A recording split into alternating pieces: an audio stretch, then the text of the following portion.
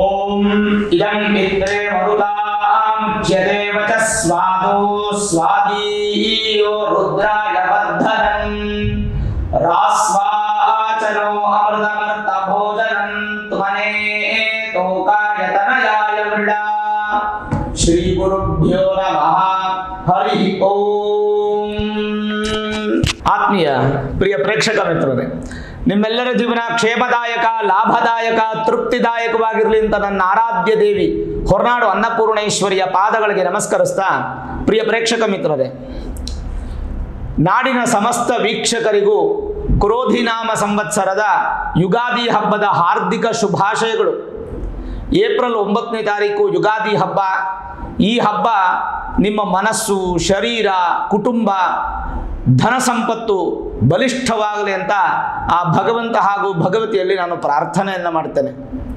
ಮುಖ್ಯವಾಗಿ ವೃಶ್ಚಿಕ ರಾಶಿಯ ಏಪ್ರಿಲ್ ತಿಂಗಳ ಮಾಸ ಭವಿಷ್ಯದಲ್ಲಿ ಹಲವಾರು ಬದಲಾವಣೆ. ಈ ತಿಂಗಳು ಅನ್ನುವಂಥದ್ದು ಬಹಳಷ್ಟು ಮುಂದಿನ ಬೆಳಕಿನ ದಾರಿಯನ್ನು ತೋರಿಸುವಂಥ ತಿಂಗಳು ನಿಮಗೆ ವೃಶ್ಚಿಕ ರಾಶಿಯವರಿಗೆ. ನೋಡಿ, ಗ್ರಹಗಳ ಬದಲಾವಣೆ ಕುರಿತಾಗಿ ನೋಡೋದಾದರೆ ಏಪ್ರಿಲ್ 9ನೇ ತಾರೀಕು ಬುಧ ವಕ್ರತ್ವದಲ್ಲಿ 5ನೇ ಮನೆಗೆ ಬರ್ತಾರೆ. ಹಾಗೆ ಏಪ್ರಿಲ್ 13ನೇ ತಾರೀಕು ವೃಶ್ಚಿಕ ರಾಶಿಯವರಿಗೆ ರವಿ 5ನೇ ಮನೆಯಿಂದ 6ನೇ ಮನೆಗೆ ಬಂದು ಉಚ್ಚ ಸ್ಥಾನವಾಗಿ ಒಳ್ಳೆಯ ಸ್ಥಾನದಲ್ಲಿದ್ದಾರೆ. 23ನೇ ತಾರೀಕು ಕುಜ ಪಂಚಮ ಸ್ಥಾನಕ್ಕೆ ಪ್ರವೇಶ ಆಗ್ತಾರೆ. ನಿಮ್ಮ ರಾಶಿಯಾಧಿಪತಿ ಬಹಳ ವಿಶೇಷವಾದಂಥ ಪುಣ್ಯಫಲ. ಇನ್ನು 24ನೇ ತಾರೀಕು ಶುಕ್ರ 6ನೇ ಮನೆಗೆ ಪ್ರವೇಶ ಆಗ್ತಾರೆ. ಇದು ಸಾಧಾರಣ ಫಲ. ಹಾಗೆ 30ನೇ ತಾರೀಕು ಗುರು ಅದ್ಭುತವಾದಂಥ ಸ್ಥಾನಕ್ಕೆ ಬರ್ತಾರೆ. ಅದು ಸಪ್ತಮ ಭಾವಕ್ಕೆ. ಅದು ನಿಮಗೆ ಬಹಳ ಉತ್ತಮವಾದಂಥ ಫಲವನ್ನು ಕೊಡುವಂಥ ಸಂದರ್ಭ. ಇನ್ನು 6ನೇ ತಾರೀಕು ಶನಿ ಪ್ರದೋಷ. ವೃಶ್ಚಿಕ ರಾಶಿಯವರಿಗೆ ಅರ್ಧಾಷ್ಟಮ ಶನಿ ನಡೀತಾ ಇದೆ. ಈ ಅರ್ಧಾಷ್ಟಮ ಶನಿ ಪ್ರಭಾವವನ್ನು ಕಡಿಮೆ ಮಾಡಿಕೊಳ್ತಕ್ಕಂಥ ಒಂದು ಸುಲಭ ಪರಿಹಾರ ಇಲ್ಲಿದೆ. 6ನೇ ತಾರೀಕು ಶನಿ ಪ್ರದೋಷ ಆದ್ದರಿಂದ ಅವತ್ತಿನ ದಿನ ಸಂಜೆ ಶಿವಾಲಯಕ್ಕೆ ಹೋಗಿ ನಂದಿ ಹಾಗೂ ಪರಮೇಶ್ವರನಿಗೆ ಮಾಡುವಂಥ ಅಭಿಷೇಕವನ್ನು ದರ್ಶನ ಮಾಡಿ, ನಂದಿಯ 2 ಕೊಂಬಿನಿಂದ ಪರಮೇಶ್ವರನ ಒಂದು ಬಾಣಲಿಂಗವನ್ನು, ಮೂರ್ತಿಯನ್ನು ದರ್ಶನ ಮಾಡುವುದರಿಂದ ಈ ಶನಿ ಪ್ರಭಾವ ಅನ್ನುವಂಥದ್ದು 50% ನಿಮಗೆ ಕಡಿಮೆ ಆಗುತ್ತೆ ವೃಶ್ಚಿಕ ರಾಶಿಯವರಿಗೆ, ಅರ್ಧಾಷ್ಟಮ. ಇನ್ನು 19ನೇ ತಾರೀಕು ಶುಕ್ರ ಜಯಂತಿ. ಶುಕ್ರ ಜಯಂತಿ ದಿನ ಶುಕ್ರನ ಆರಾಧನೆ ಮಾಡುವಂಥದ್ದು ಕೂಡ ಬಹಳ ವಿಶೇಷ. 8ನೇ ತಾರೀಕು ಅಮಾವಾಸ್ಯೆ, 23ನೇ ತಾರೀಕು ಪೌರ್ಣಮಿ. ಜೊತೆಗೆ ಬೆಂಗಳೂರು ದ್ರೌಪದಿ ಧರ್ಮರಾಯ ಸ್ವಾಮಿ ದೇವಸ್ಥಾನದಲ್ಲಿ ಕರಗ ಮಹೋತ್ಸವ. ನಾಡಿನ ಸಮಸ್ತ ವೀಕ್ಷಕರು ಕರಗ ದರ್ಶನವನ್ನು ಮಾಡಿ ಆದಿಶಕ್ತಿ ಅನುಗ್ರಹವನ್ನು ಪಡೆಯಬೇಕಾಗಿ ತಮ್ಮಲ್ಲಿ ವಿನಂತಿ. ಹಾಗೆ ಏನು ವೃಶ್ಚಿಕ ರಾಶಿಯವರಿಗೆ ಬದಲಾವಣೆ ನೋಡಿ, ರಾಶಿಯಿಂದ ಪಂಚಮ ಸ್ಥಾನದಲ್ಲಿ 5 ಗ್ರಹಗಳಿದೆ. ಒಟ್ಟಾರೆ ಹೇಳೋದಾದರೆ ತೃತೀಯ ಚತುರ್ಥಾಧಿಪತಿಯಾದಂಥ ಶನಿ ಚತುರ್ಥ ಸ್ಥಾನದಲ್ಲಿದ್ದು, ವೃಶ್ಚಿಕ ರಾಶಿಯವರಿಗೆ ಅರ್ಧಾಷ್ಟಮ ಪ್ರಭಾವ ಇದ್ದರೂ ಸಹ ಶನಿ ತನ್ನ ಸ್ವಕ್ಷೇತ್ರದಲ್ಲಿರೋದ್ರಿಂದ ಚತುರ್ಥ ಭಾವಾಧಿಪತಿ ಚತುರ್ಥದಲ್ಲೇ ಇದ್ದು ಒಳ್ಳೆಯ ಸುಖವನ್ನು ಕೊಡುವಂತಹ ಒಂದು ಒಳ್ಳೆಯ ಸಂದರ್ಭ ಇದಾಗಿದೆ. ವೃಶ್ಚಿಕ ರಾಶಿಯವರಿಗೆ ಈ ಒಂದು ತಿಂಗಳಲ್ಲಿ ಶನಿ ಪ್ರಭಾವ ಅನ್ನುವಂಥದ್ದು 50% ಮಾತ್ರ ಅಪ್ಲೈ ಆಗುತ್ತೆ. ಇನ್ನು 50% ಅಪ್ಲೈ ಆಗಲ್ಲ. ಯಾಕೆಂತಂದರೆ ಬಹಳ ವಿಶೇಷವಾದಂಥ ಸ್ಥಾನಕ್ಕೆ 5ನೇ ಮನೆಗೆ 4 ಗ್ರಹಗಳಿದೆ. 4 ಗ್ರಹಗಳು 5ನೇ ಮನೆಯಲ್ಲಿದೆ. ಅದು ಒಂದು ಒಳ್ಳೆಯ ಫಲ ಕೊಡುತ್ತೆ.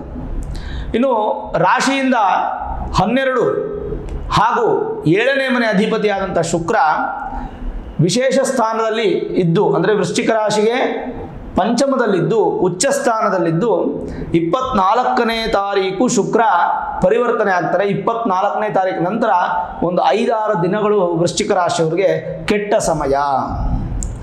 24, 25, 26, 27, 28, 29 6 ದಿನಗಳು ವೃಶ್ಚಿಕ ರಾಶಿಯವರಿಗೆ ಒಳಿತಿಲ್ಲ. ಈ ಸಂದರ್ಭದಲ್ಲಿ ಯಾವುದೇ ಒಂದು ಒಳ್ಳೆಯ ಕೆಲಸ ಪ್ರಾರಂಭ ಮಾಡಬೇಡಿ. ಹಾಗೆ ಯಾವುದೇ ಬಂಗಾರ ತರೋದಾಗಲಿ, ವಾಹನ ಖರೀದಿ ಮಾಡೋದಾಗಲಿ, ಸೈಟನ್ನು ತಗೊಳ್ಳೋದಾಗಲಿ, ಮನೆ ಗೃಹ ಪ್ರವೇಶ ಆಗಲಿ ಇತ್ಯಾದಿಗಳು ಈ ಒಂದು 6 ದಿನಗಳಲ್ಲಿ ನೀವು ಮಾಡದಿರ್ತಕ್ಕಂಥದ್ದು ಒಳ್ಳೆಯದು.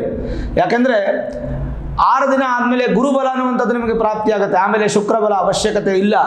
ಅದಾದ ನಂತರ ಏನೂ ಸಮಸ್ಯೆ ಬರೋದಿಲ್ಲ. ಹಾಗಾಗಿ 6 ದಿನಗಳು ಶುಕ್ರನಿಗೇನು ಪರಿಹಾರ ಬೇಕಿಲ್ಲ. ಸಾಧ್ಯವಾದರೆ ವೃಶ್ಚಿಕ ರಾಶಿಯವರು 19ನೇ ತಾರೀಕು ಶುಕ್ರ ಜಯಂತಿ ಇರೋದ್ರಿಂದ ಒಂದು ಸ್ವಲ್ಪ ಅವರೇ ಬೇಳೆ ಅಥವಾ ಅವರೇ ಕಾಳು ಒಂದು ಬೊಗಸೆಯಷ್ಟು ತಗೊಂಡು ಹೋಗಿ ನವಗ್ರಹಗಳಲ್ಲಿ ಸೂರ್ಯನಿಗೆ ಎದುರುಗಡೆ ಇರತಕ್ಕಂಥ ಒಂದು ಗ್ರಹ, ಪೂರ್ವಕ್ಕೆ ಮುಖ ಮಾಡಿರ್ತಕ್ಕಂಥ ಗ್ರಹ ಶುಕ್ರನಿಗೆ ಒಂದು ಅರ್ಚನೆಯನ್ನು ಮಾಡಿಸಿ, ಬಿಳಿ ಹೂವಿನಿಂದ ಅರ್ಚನೆ ಮಾಡಿಸಿ ಆ ಅವರೇ ಬೇಳೆ ಅಥವಾ ಅವರೇ ಕಾಳನ್ನು ದಾನ ಮಾಡೋದ್ರಿಂದ ಕೂಡ ನಿಮಗೆ 6 ದಿನಗಳಲ್ಲಿ ಆಗಬಹುದಾದಂಥ ಸಮಸ್ಯೆಗಳು ಕೂಡ ನಿವಾರಣೆ ಆಗುತ್ತೆ. ಶುಕ್ರನಿಂದ ಉತ್ತಮ ಫಲ ನಿಮಗೆ ಪ್ರಾಪ್ತಿಯಾಗುತ್ತೆ. ಇನ್ನು ರಾಶಿಯಿಂದ ವಿಶೇಷವಾದಂಥ ಸ್ಥಾನ ದಶಮ ಸ್ಥಾನ, ವೃತ್ತಿ ಸ್ಥಾನ, ಉದ್ಯೋಗ ಸ್ಥಾನ.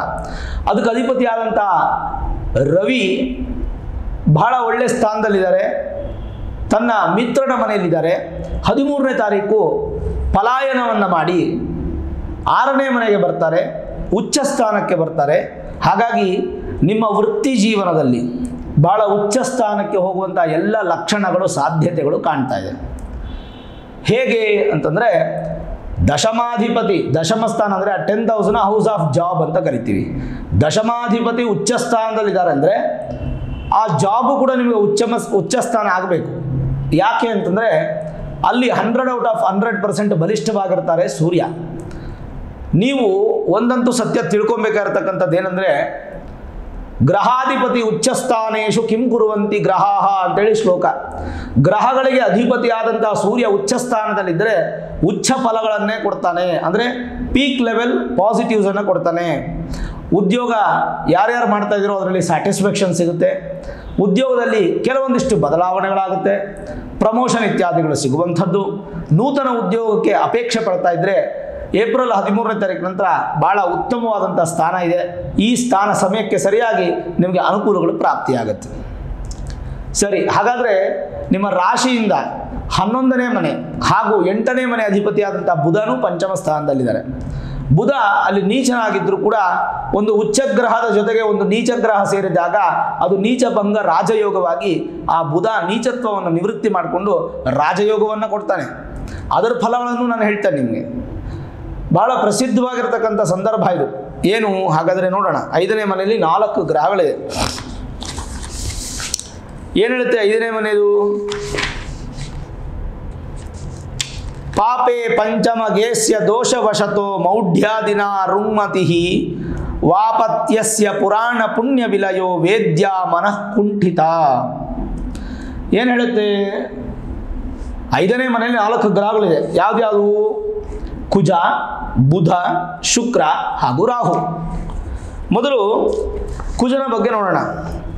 ಬೃಹಜ್ಜಾತಕ ಹೋರಾಶಾಸ್ತ್ರದ ಅನುಸಾರವಾಗಿ ಗೋಚಾರದಲ್ಲಾಗಲಿ ಜನ್ಮದಲ್ಲಾಗಲಿ ಪಂಚಮ ಕುಜ ಬಂದಾಗ ಮಾನಸಿಕ ಶಾಂತಿ ಅನ್ನುವಂಥದ್ದು ಸಿಗುತ್ತೆ. ಅದು ಕೂಡ ಮಿತ್ರನ ಮನೆ ಅಥವಾ ಸ್ವಕ್ಷೇತ್ರ ಅಥವಾ ಉಚ್ಚಸ್ಥಾನ ಆದರೆ, ಅದೇ ಪಾಪಸ್ಥಾನ ಆದರೆ ಶತ್ರು ಮನೆ ಆದರೆ ಸಿಗಲ್ಲ. ಹಾಗೆ ಕುಜನಿಂದ ಬಹಳ ಬಲಿಷ್ಠವಾದಂಥ ಧೈರ್ಯ ನಿಮಗೆ ಪ್ರಾಪ್ತಿಯಾಗತ್ತೆ. ಯಾರ್ಯಾರು ಫಿಸಿಕಲಿ ಚಾಲೆಂಜ್ಡ್ ಆಗಿರ್ತಾರೋ ಅವ್ರಿಗೆಲ್ಲ ಒಂದು ಹುಮ್ಮಸ್ಸು ಪ್ರಾಪ್ತಿಯಾಗತ್ತೆ 5ನೇ ಮನೆ ಕುಜ ಬಂದಾಗ. ಹಾಗೆ ಜಡತ್ವ ನಿವೃತ್ತಿ ಅಂದರೆ ಸೋಂಬೇರಿ ನಿವೃತ್ತಿ ಆಗುತ್ತೆ. ಕುಲ ಅಧಿಕಾರಿ ಆಗ್ತೀರಾ, ಅಂದರೆ ನಿಮ್ಮ ಕುಲಾಧಿಕಾರಿ, ಗ್ರಾಮಾಧಿಕಾರಿ ಈ ಥರ ಅಧಿಕಾರ ನಿಮಗೆ ಸಿಗುತ್ತೆ. ಅಗ್ನಿತತ್ವ ದೂರ ಆಗಿ ಶಾಂತಿ ಅನ್ನುವಂಥದ್ದು ನಿಮಗೆ ಸಿಗುತ್ತೆ. ಮತ್ತು ವ್ಯಾಕುಲಗಳು ಅಂದರೆ ಬರುವಂಥ ಕೆಟ್ಟದ್ದೆಲ್ಲ ದೂರವಾಗಿ, ಹೊಟ್ಟೆಗೆ ಸಂಬಂಧಪಟ್ಟಂಥ ಇರುವಂಥ ಸಮಸ್ಯೆಗಳು ದೂರವಾಗಿ, ಮಾನಸಿಕ ದೃಢ ಮತ್ತು ಧೈರ್ಯ ಬಲ ನಿಮಗೆ ಪ್ರಾಪ್ತಿಯಾಗುತ್ತೆ. ವಿಶೇಷವಾದಂಥ ಫಲ 5ನೇ ಮನೆಯಲ್ಲಿ ಕುಜ ಇರಬೇಕಾದ್ರೆ. ಹಾಗೆ ಬುಧನದಲ್ಲಿ ಬುಧ 5ನೇ ಮನೆಯಲ್ಲಿದ್ದಾಗ ಪಂಚಮದಲ್ಲಿ ಗೋಚಾರದಲ್ಲಿ ಬುಧನಿರಲು ಮಂತ್ರಿ ಅರ್ಥಾತ್ ಬುದ್ಧಿವಂತನಾಗುವನೆಂದು ಹೇಳುವಂಥದ್ದು. ಶಾಸ್ತ್ರಜ್ಞಾನಿಗಳು, ಮಹಾಮೇಧಸ್ಸು ನಿಮಗೆ ಪ್ರಾಪ್ತಿಯಾಗತ್ತೆ ಈ ತಿಂಗಳು. ಹೇರಳ ಸಂಪತ್ತಲ್ಲಿ ಅಭಿವೃದ್ಧಿಯನ್ನು ಕಾಣುವಂಥದ್ದು. ಮತ್ತು ವಿದ್ಯಾಸುಖ ಅನ್ನುವಂಥದ್ದು ನಿಮಗೆ ಚೆನ್ನಾಗಿ ಸಿಗುತ್ತೆ. ಆಗ ವಿದ್ಯಾರ್ಥಿಗಳಿಗೆ ಯಾವುದೇ ಸಮಸ್ಯೆಗಳು ಕಾಣ್ತಾ ಇಲ್ಲ. ಸದಾ ಸಂತೋಷಿ. ಮತ್ತು ಕ್ರೀಡೆಗಳಲ್ಲಿ ಹೆಚ್ಚಿನ ಆಸಕ್ತಿ. ಪತ್ರಿಕೋದ್ಯಮ, ಜರ್ನಲಿಸಮ್ ಇದರಲ್ಲಿ ಯಶಸ್ಸನ್ನು ಕಾಣ್ತೀರಾ. ಸಲಹೆ ನೀಡುವ ಉದ್ಯಮ ಅಂದರೆ ಅಡ್ವೈಸರ್, ಕೌನ್ಸಿಲರ್ ಈ ಥರ ನಿಮಗೆ ಅನುಕೂಲ ಆಗುತ್ತೆ. ಬುದ್ಧಿ ಬಹಳ ತೀಕ್ಷ್ಣವಾದಂಥ ಮಟ್ಟದಲ್ಲಿ ನಿಮಗೆ ಅಭಿವೃದ್ಧಿ ಆಗುವಂಥದ್ದು. ಯಾವುದೇ ಕಾರಣಕ್ಕೂ ನಿಮಗೆ ನಿಮ್ಮ ಬುದ್ಧಿಯಿಂದ ಯಾರೂ ನಿಮ್ಮನ್ನು ಮೋಸ ಮಾಡಲಿಕ್ಕೆ ಸಾಧ್ಯ ಇಲ್ಲ, ಅಷ್ಟು ಎಚ್ಚೆತ್ತರವಾಗಿರ್ತೀರ. ಇನ್ನು ಪಂಚಮದಲ್ಲಿ ಶುಕ್ರ ಇದ್ದಾಗ ಅಖಂಡಿತ ಧನಂ ನೃಪಂ ಸುಮತಿಂ ಆತ್ಮಜೇ ಸಾತ್ಮಜಂ ಎನ್ನುವಂತೆ ಮಹಾಧನ ಸಂಪನ್ನರಾಗ್ತೀರಾ. ರಾಜನ ಬಳಿ ಉದ್ಯೋಗ ಮಾಡುವಂಥದ್ದು, ಪ್ರೈವೇಟ್ ಉದ್ಯೋಗದಲ್ಲಿ ಅನುಕೂಲ. ನೀವೇ ಏನಾದರೂ ಸೆಲ್ಫ್ ಎಂಪ್ಲಾಯ್ಡ್ ಆಗಿದ್ದರೆ ಅದರಲ್ಲೂ ಕೂಡ ನಿಮಗೆ ಅನುಕೂಲ ಇದೆ. ವಿಶೇಷವಾಗಿ ರೈತರಿಗೂ ಕೂಡ ತುಂಬ ಚೆನ್ನಾಗಿದೆ. ಪ್ರತಿನಿತ್ಯ ಕೂಲಿ ನಾಲಿ ಮಾಡುವಂಥ ವ್ಯಕ್ತಿಗಳು ಕೂಡ ಸಂತೋಷವಾಗಿ 3 ಹೊತ್ತು ಊಟ ಮಾಡ್ತಾರೆ. ಮತ್ತು ಬಹುವಿಲಾಸಿಗಳಾಗಿ ಒಳ್ಳೆಯ ಧನ ಸಂಗ್ರಹವನ್ನು ಮಾಡುವಂಥ ಯೋಗ ಪ್ರಾಪ್ತಿಯಾಗುತ್ತೆ. ಕಾವ್ಯ, ಸಂಗೀತ, ಸಾಹಿತ್ಯ, ಚಿತ್ರಕಲೆ, ಚಿತ್ರ ಮಾಧ್ಯಮಗಳು ಇದರಲ್ಲೆಲ್ಲ ತುಂಬ ಚೆನ್ನಾಗಿ ಅಭಿವೃದ್ಧಿ ಆಗ್ತೀರಾ. ಮಿತ್ರರು ನಿಮಗೆ ಒಳ್ಳೆ ಸಹಕಾರ ನೀಡ್ತಾರೆ. ಭಾಳ ಒಳ್ಳೆಯ ಮನಸ್ಸು ನಿಮಗೆ ಪ್ರಾಪ್ತಿಯಾಗುತ್ತೆ. ವಿದೇಶಿ ಪ್ರಯಾಣವು ಕೂಡ ನಿಮಗೆ ಅನುಕೂಲವಾಗುವಂಥದ್ದು. ಇನ್ನು ಪಂಚಮದಲ್ಲಿ ರಾಹು, ಅನುನಾಸಿಕ ಸ್ವರ ಅಂದರೆ ಸ್ವಲ್ಪ ಮೂಗಲ್ಲಿ ಸ್ವಲ್ಪ ತೊಂದರೆಗಳು ಬರುವಂಥ ಸಾಧ್ಯತೆ. ಮತ್ತು ಉದರ ಸಂಬಂಧಪಟ್ಟಂಥ ಜಡತ್ವ ನಿವೃತ್ತಿ ಆಗಬೇಕು ಅಂತಂದರೆ ರಾಹು ಪ್ರಾರ್ಥನೆ ಮಾಡಬೇಕು. ಅಂದರೆ ಹೊಟ್ಟೆ ಸಂಬಂಧಪಟ್ಟಂಥ ಸಮಸ್ಯೆಗಳು ನಿವೃತ್ತಿ ಆಗಬೇಕಂದ್ರೆ ಮಾನಸಿಕ ರೋಗ ದೂರ ಆಗುತ್ತೆ. ಸ್ವಲ್ಪ ಹಠಮಾರಿತನ, ಕೋಪ, ದಿಢೀರ್ ಕೋಪ ಅಂತಿರುತ್ತೆ. ಕೋಪದಲ್ಲಿ ಮೂಗು ಕೊಯ್ಕೊಳ್ಳೋಕೆ ಹೋಗಬೇಡಿ. ತಾಳ್ಮೆ ನಿಮ್ಮನ್ನು ಈ ತಿಂಗಳು ತುಂಬ ಪರೀಕ್ಷೆ ಮಾಡುತ್ತೆ. ಆ ತಾಳ್ಮೆಗೆ ತಕ್ಕಂತೆ ನೀವು ಇದ್ದುಬಿಟ್ರೆ ಖಂಡಿತ ಒಳ್ಳೆಯ ಫಲ ಅನ್ನುವಂಥದ್ದು ಪ್ರಾಪ್ತಿಯಾಗುತ್ತೆ. ಇನ್ನು 6ನೇ ಮನೆಯಲ್ಲಿರ್ತಕ್ಕಂಥ ಸೂರ್ಯ ಹಾಗೂ ಗುರುವಿನ ಫಲ ಬಿಡಿ. ಯಾಕೆಂದರೆ ಈ ತಿಂಗಳು ನಿಮ್ಗೆ ಗುರುಬಲ ಇಲ್ಲ. ಈ ತಿಂಗಳು 30ನೇ ತಾರೀಕು ಆದಮೇಲೆ ಮೇ 1ನೇ ತಾರೀಕಿಂದ ನಿಮಗೆ ಗುರುಬಲ ಪ್ರಾರಂಭ. ಹಾಗಾಗಿ ಏನು ಭಯಪಡೋ ಅವಶ್ಯಕತೆ ಇಲ್ಲ. ನೀವು ಈ ತಿಂಗಳು ಎಚ್ಚೆತ್ತುಕೊಳ್ಬೇಕಾದ್ರೆ ಕೇವಲ 6 ದಿನ, 24ನೇ ತಾರೀಕಿಂದ 29ನೇ ತಾರೀಕುವರೆಗೂ ಎಚ್ಚರಿಕೆ, ಜಾಗ್ರತೆ, ಹುಷಾರು ಅಂತ ಹೇಳ್ತೀವಿ. ಅದಾದ್ಮೇಲೆ ಗುರುಬಲ ಬಂದ್ಬಿಡುತ್ತೆ. ಗುರು ನಿಮಗೆ ದ್ವಿತೀಯ ಮತ್ತು ಪಂಚಮಾಧಿಪತಿ. 2ನೇ ಮನೆ ಧನಸ್ಥಾನ, ಕುಟುಂಬ ಸ್ಥಾನ, ವಾಕ್ಸ್ಥಾನ, ವಿದ್ಯಾಸ್ಥಾನ. 5ನೇ ಮನೆ ಪೂರ್ವ ಪುಣ್ಯಸ್ಥಾನ, ಸಂತಾನ ಸ್ಥಾನ. ಇವೆಲ್ಲದರಲ್ಲೂ ನಿಮಗೆ ಬಲಿಷ್ಠವಾದಂಥ ಫಲಗಳು ಸಿಕ್ಕಿಬಿಡುತ್ತೆ. ಯಾವಾಗ? ಮೇ 1ನೇ ತಾರೀಕಿನಿಂದ ಅತ್ಯಂತ ಅದ್ಭುತವಾದಂಥ ಶುಭ ಫಲ.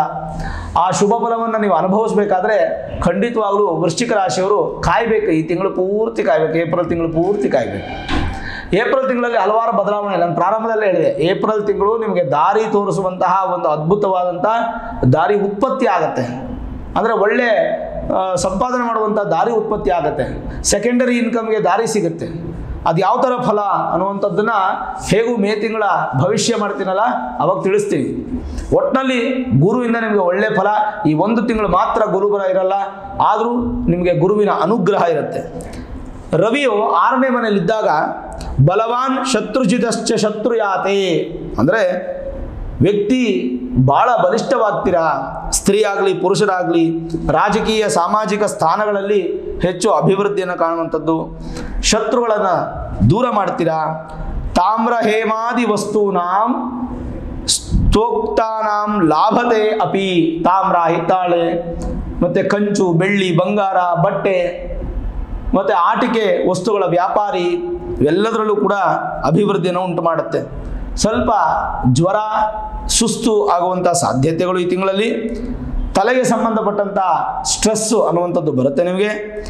ಮತ್ತು ದೋಷಗಳು ಏನು ಹೆಚ್ಚಾಗಿಲ್ಲದೆ ಇರೋದ್ರಿಂದ, ಉಚ್ಚ ಸ್ಥಾನದಲ್ಲಿ ಸೂರ್ಯ ಇರೋದ್ರಿಂದ, ಅದು 6ನೇ ಮನೆ ಆದ್ದರಿಂದ ಸ್ವಲ್ಪ ರೋಗದ ಕಡೆಗೆ ಹೆಚ್ಚು ತೊಂದರೆಗಳು ಬರಬಹುದು. ಅದಕ್ಕೆ ಬೇಕಾದಂಥ ಪರಿಹಾರಗಳು ನಿಮ್ಮಷ್ಟಕ್ಕೆ ನೀವೇ ಮಾಡ್ಕೊಳ್ಳಿ. ದಿನ ಬೆಳಗ್ಗೆ ಸೂರ್ಯನ ಬಿಸಿಲು ತಗೊಳ್ಳಿ, ಸೂರ್ಯನಿಗೆ ನಮಸ್ಕಾರ ಮಾಡಿ ವೃಶ್ಚಿಕ ರಾಶಿಯವರು.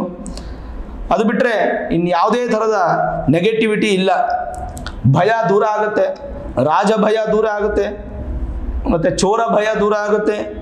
ಯಾವುದೇ ಥರದ ಅನಾನುಕೂಲಗಳಿಲ್ಲದೆ ಯೋಗ ಅಭ್ಯಾಸ ಮಾಡುವಂಥದ್ದು, ಇವೆಲ್ಲವೂ ನಿಮಗೆ ಸ್ವಜನರಿಂದ ಸಹಾಯ ಸಿಗುವಂಥದ್ದು, ಸೇನಾಧಿಪತಿ ಆಗುವಂಥ ಸಾಧ್ಯತೆ. ಹೀಗೆ ಹಲವಾರು ಫಲಗಳನ್ನು ನಾವು ಅಪೇಕ್ಷೆ ಪಡ್ಬೋದು. ಒಟ್ಟಾರೆ ಹೇಳೋದಾದರೆ ನಿಮ್ಮೊಂದು ಒಳ್ಳೆಯ ಫಲವನ್ನು ನಿರೀಕ್ಷೆ ಮಾಡ್ಬೋದು. ಜನರಲೈಸ್ ಆಗಿ ಹೇಳುವಂಥದ್ದಾದರೆ ವೃಶ್ಚಿಕ ರಾಶಿಯವರು ಗುರುಶಾಂತಿಯ ಅವಶ್ಯಕತೆ ಇಲ್ಲ. ಯಾಕೆಂದರೆ ವೃಶ್ಚಿಕ ರಾಶಿಗೆ ನೇರ 7ನೇ ಮನೆ ದೃಷ್ಟಿ ಆಗೋದ್ರಿಂದ 1 ವರ್ಷ ಗುರು ಬಲಿಷ್ಠವಾದ ಫಲ ಕೊಡ್ತಾನೆ. ಯಾವುದೇ ರೀತಿಯಾದಂಥ ಗುರುಶಾಂತಿ ಬೇಕಿಲ್ಲ ಏಪ್ರಿಲ್ 30ನೇ ತಾರೀಕು. ಆದರೂ ಗುರುವಿನ ಅನುಗ್ರಹ ಇರಲಿ ಅಂತ ನೀವೇನು ಯೋಚನೆ ಮಾಡಿದ್ರೆ, ನಿಮ್ಮ ಮನೆಯ ಅಕ್ಕಪಕ್ಕದಲ್ಲಿ ಯಾವ್ದಾರ ದೇವಸ್ಥಾನ ಇದ್ದರೆ ಅಲ್ಲಿ ಗುರುಶಾಂತಿ ಹೋಮ ಅನ್ನುವಂಥದ್ದನ್ನು ಹಾಕಿರ್ತಾರೆ ಸಾಮೂಹಿಕವಾಗಿ. ಒಂದು 500-1000 ಚೀಟಿ ಇರುತ್ತೆ. ಅದನ್ನು ತಗೊಂಡು ನಿಮ್ಮ ಗೋತ್ರ, ನಕ್ಷತ್ರ, ರಾಶಿ, ಹೆಸರು ಹೇಳಿ ಸಂಕಲ್ಪ ಮಾಡಿಸ್ಕೊಳ್ಳೋದ್ರಿಂದ ಇನ್ನೂ ಒಳ್ಳೆ ಫಲ. ಅವಶ್ಯಕತೆ ಇಲ್ಲ, ಮಾಡೋದ್ರಲ್ಲಿ ತಪ್ಪೇನಿಲ್ಲ. ಒಳ್ಳೆ ಫಲ, ಗುರುವಿನ ಅನುಗ್ರಹ ಆಶೀರ್ವಾದ ನಿಮಗೆ ಸಿಗಲಿ ಅಂತ ನೀವು ಮಾಡ್ಬೋದು.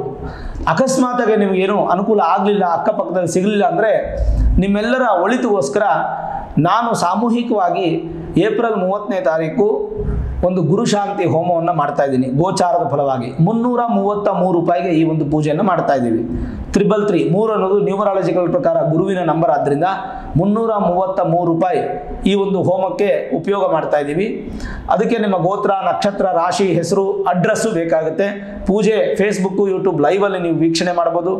ಪೂಜೆ ಎಲ್ಲ ಮುಗಿದ ಮೇಲೆ ನಿಮಗೆ 10 ದಿನದೊಳಗೆ ಕೊರಿಯರ್ ಮುಖಾಂತರವಾಗಿ ಪ್ರಸಾದ, ರಕ್ಷೆ, ಮಂತ್ರಾಕ್ಷತೆ, ದಾರ ಅನ್ನುವಂಥದ್ದು ನಿಮ್ಮ ಮನೆಗೆ ಬರುತ್ತೆ.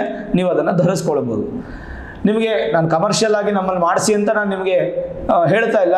ನಿಮ್ಮ ಮನಸ್ಸಿಗೆ ಸಮಾಧಾನವಾದರೆ ನೀವು 333 ರೂಪಾಯಿ ಕೆಳಗೆ ಕಾಣ್ತಾ ಇರ್ತಕ್ಕಂಥ ನಂಬರ್ಗಳ ಯಾವ್ದಾರ ನಂಬರ್ಗೆ ಫೋನ್ ಮಾಡಿದ್ರೆ ಡೀಟೇಲ್ಸನ್ನು ಹೇಳ್ತಾರೆ. ಅದರಂತೆ ನೀವು ಆ ಹಣವನ್ನು ಪಾವತಿಸಿ ಸಂಕಲ್ಪವನ್ನು ಮಾಡ್ಕೋಬೋದು. ಅದರಿಂದ ನಿಮಗೆ ಒಳ್ಳೆಯ ಫಲ ಸಿಗುತ್ತೆ. ಜನರಲೈಸ್ ಆಗಿ ನೋಡ್ತಾ ಇದ್ದರೆ ಅಡೆತಡೆಗಳು ದೂರವಾಗುತ್ತೆ. ವ್ಯಾಪಾರ ಮತ್ತು ಉದ್ಯೋಗದಲ್ಲಿ ಹಠಾತ್ ಬದಲಾವಣೆಗಳು ಕಂಡುಬರುತ್ತೆ. ಸ್ಥಿರಾಸ್ತಿ ವಿವಾದ ಸ್ವಲ್ಪ ಮಟ್ಟಿಗೆ ಕಿರಿಕಿರಿಯನ್ನು ಉಂಟು ಮಾಡಿರ್ತಕ್ಕಂಥದ್ದು ದೂರವಾಗುತ್ತೆ. ಸ್ನೇಹಿತರೊಂದಿಗೆ ದೈವಿಕ ಕಾರ್ಯಗಳಲ್ಲಿ ಸೇವೆ ಮಾಡುವಂಥ ಯೋಗ ನಿಮಗೆ ಪ್ರಾಪ್ತಿಯಾಗುತ್ತೆ. ಗೃಹ ನಿರ್ಮಾಣ ಆರಂಭಕ್ಕೆ ಚಾಲನೆ ದೊರೆಯುತ್ತೆ. ಗೆಳೆಯರೊಂದಿಗೆ ಭೋಜನ ಇತ್ಯಾದಿಗಳನ್ನು ಮಾಡಿ ಖುಷಿ ಪಡ್ತೀರಾ. ಕಾರ್ಯಕ್ರಮಗಳಲ್ಲಿ ಹೆಚ್ಚು ಪಾಲ್ಗೊಳ್ತೀರಾ. ಶುಭ ಕಾರ್ಯಕ್ರಮಗಳಲ್ಲಿ, ಸಾಮಾಜಿಕ ಕಾರ್ಯಕ್ರಮಗಳಲ್ಲಿ. ವೃತ್ತಿಪರ ವ್ಯವಹಾರದಲ್ಲಿ ಎಂದಿಗಿಂತಲೂ ಈ ತಿಂಗಳು ತುಂಬ ಚೆನ್ನಾಗಿರುತ್ತೆ. ಉದ್ಯೋಗದಲ್ಲಿ ಹೊಸ ಅವಕಾಶಗಳು ನಿಮಗೆ ಪ್ರಾಪ್ತಿಯಾಗುತ್ತೆ. ಮನೆಯ ವಾತಾವರಣ ಕೂಡ ಸಂತೋಷವಾಗಿರುತ್ತೆ. ನಿರುದ್ಯೋಗಿಗಳಿಗೆ ಈ ತಿಂಗಳು ಶುಭ ವಿಚಾರ ಅಂದರೆ ಉದ್ಯೋಗ ಸಿಗುತ್ತೆ. ಹಣಕಾಸಿನ ಪರಿಸ್ಥಿತಿ ನಿರೀಕ್ಷೆಯಂತೆ ಇರುತ್ತೆ. ಕುಟುಂಬ ಸದಸ್ಯರೊಂದಿಗೆ ಪ್ರಮುಖ ವಿಷಯಗಳ ಬಗ್ಗೆ ಚರ್ಚಿಸಲಾಗುತ್ತದೆ. ಭೂಮಿ ಖರೀದಿ ಪ್ರಯತ್ನಗಳು ಫಲ ನೀಡುತ್ತದೆ. ಬಂಧುಗಳಿಂದ ನಿಮಗೆ ಒಳ್ಳೆಯ ಪ್ರಶಂಸೆಯ ಮಾತುಗಳು ಸಿಗುತ್ತೆ. ಮತ್ತು ಶುಭ ಕಾರ್ಯಗಳಿಗೆ ಆಹ್ವಾನಗಳು ಹೆಚ್ಚು ಬರುತ್ತೆ. ವೃತ್ತಿಪರ ವ್ಯವಹಾರಗಳಲ್ಲಿ ಸಮಯೋಚಿತವಾದಂಥ ನಿರ್ಧಾರಗಳನ್ನು ತೆಗೆದುಕೊಳ್ತೀರಾ. ಲಾಭವನ್ನು ಪಡಿತೀರಾ. ಉದ್ಯೋಗದಲ್ಲಿ ದೀರ್ಘಾಯುಷ್ಯ ಯೋಗ, ಸಮಸ್ತ ವ್ಯಾಧಿಗಳಿಂದ ದೂರವಾಗಿ ಖುಷಿಯನ್ನು ಅನುಭವಿಸ್ತೀರಾ. ಇನ್ನು ಕೆಲವೊಂದು ಪ್ರಮುಖ ಕಾರ್ಯಗಳನ್ನು ಮುಂದೂಡ್ತೀರಾ. ಯಾಕೆ ಅಂತಂದರೆ ಗುರುಬಲ ಬರ್ತಾ ಇದೆ, ಬರೋ ತಿಂಗಳು ಮಾಡಿಕೊಳ್ಳೋಣ ಅಂತ ಮುಂದೂಡ್ತೀರಾ. ಅದು ಒಳ್ಳೆಯದೇ. ಆಧ್ಯಾತ್ಮಿಕ ವಿಷಯಗಳತ್ತ ಗಮನ ಹರಿಸುವುದು ಒಳ್ಳೆಯದು. ವಾಹನ ಪ್ರಯಾಣದಲ್ಲಿ ಅತ್ಯಂತ ಸಂತೋಷವನ್ನು ಕಾಣ್ತೀರಾ. ವಾಹನವನ್ನು ನಂಬಿ ಜೀವನ ಮಾಡುವಂಥವರು ಕೂಡ ಖುಷಿಯಿಂದ ಇರ್ತೀರಾ. ಕೈ ಎತ್ಕೊಂಡಂಥ ಕೆಲಸ ದಿಢೀರಂಥ ಯಶಸ್ಸು ನಿಮಗೆ ಪ್ರಾಪ್ತಿಯಾಗುತ್ತೆ. ಅನುಕೂಲಕರವಾದಂಥ ವಾತಾವರಣ ನಿಮಗೆ ಪ್ರಾಪ್ತಿಯಾಗುತ್ತೆ. ಇದಿಷ್ಟು ಜನರಲೈಸ್ ಆಗಿ ಹೇಳುವಂಥ ವಿಚಾರಗಳು. ಒಟ್ಟಾರೆ ಹೇಳಬೇಕು ಅಂತಂದರೆ ವೃಶ್ಚಿಕ ರಾಶಿಯವರಿಗೆ ಈ ತಿಂಗಳು ಅದ್ಭುತವಾಗಿದೆ. ಆದರೆ ಈ ತಿಂಗಳಿಗಿಂತ ಬರೋ ತಿಂಗಳಿಂದ 1 ವರ್ಷ ಅತ್ಯದ್ಭುತವಾಗಿರುತ್ತೆ. ಕಾರಣ ಗುರುಬಲ ಬರ್ತಾ ಇದೆ. ಗುರುವಿನ ಅನುಗ್ರಹ ಆಶೀರ್ವಾದ ನಿಮಗೆ ಸಿಗಲಿ, ಅದೇ ಬಹಳ ಮುಖ್ಯ. ಯಾಕೆಂದರೆ ಗುರು ಗೋಚಾರ ಶಾಂತಿ ಹೋಮವನ್ನು ಮಾಡೋದ್ರಿಂದ ಹೆಚ್ಚು ಆ ಗುರುವಿನ ಅನುಗ್ರಹ ಅನ್ನುವಂಥದ್ದು ನಿಮಗೆ ಸಿಗುತ್ತೆ. ನಿಮ್ಮ ಮೂಲ ಜಾತಕದಲ್ಲಿ ಗುರು ಯಾವ ಮನೆಯಲ್ಲಿ ಇದ್ದಾರೆ ತಿಳ್ಕೊಳ್ಳಿ. ಗುರು ಏನಾದರೂ ಸ್ಟ್ರಾಂಗ್ ಆಗಿದ್ದರೆ ಇನ್ನಷ್ಟು ಅಭಿವೃದ್ಧಿ ಸಿಗುತ್ತೆ ನಿಮಗೆ.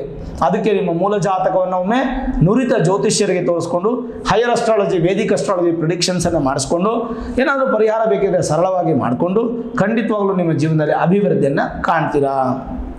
ನೋಡಿದ್ರಲ್ಲ ವೀಕ್ಷಕರೇ, ವೃಶ್ಚಿಕ ರಾಶಿಯವರಿಗೆ ಏಪ್ರಿಲ್ ತಿಂಗಳ ಮಾಸ ಭವಿಷ್ಯ ಹೇಗಿದೆ ಅಂತ. ಮತ್ತೊಮ್ಮೆ ಯುಗಾದಿ ಹಬ್ಬದ ಶುಭಾಶಯಗಳು, ಕ್ರೋಧಿನಾಮ ಸಂವತ್ಸರದ ಶುಭಾಶಯಗಳನ್ನು ನೀಡ್ತಾ ಈ ವರ್ಷ ನಿಮಗೆ ಒಳ್ಳೆಯ ಫಲವನ್ನು ಕೊಡಲಿ, ಒಳ್ಳೆಯ ಸಂತೋಷವನ್ನು ಕೊಡಲಿ. ಯುಗಾದಿ ಹಬ್ಬ ನಿಮಗೆ ಬೆಳಕನ್ನು ಕೊಡಲಿ ಅಂತ ಮತ್ತೊಮ್ಮೆ ನಾನು ಪ್ರಾರ್ಥನೆ ಮಾಡಿ ಆ ಅನ್ನಪೂರ್ಣೇಶ್ವರಿಯನ್ನು ಕೇಳ್ಕೊಳ್ತೇನೆ. ಒಳ್ಳೆಯದಾಗಲಿ. ಸರ್ವೇ ಜನಾಃ ಸುಖಿನೋ ಭವಂತು, ಸಮಸ್ತ ಸನ್ಮಂಗಳ ನಿಭವಂತು.